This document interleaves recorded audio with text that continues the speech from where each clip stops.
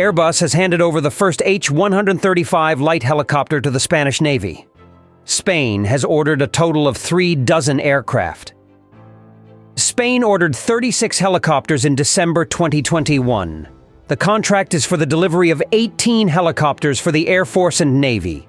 The value of these 18 aircraft was nearly $195 million. The Spanish Navy received the first Airbus H135 6 months after the debut helicopter was delivered to the Spanish Air Force. The military service wants the 7 aircraft sooner, so it can move on to training. Deployment is scheduled for 2024.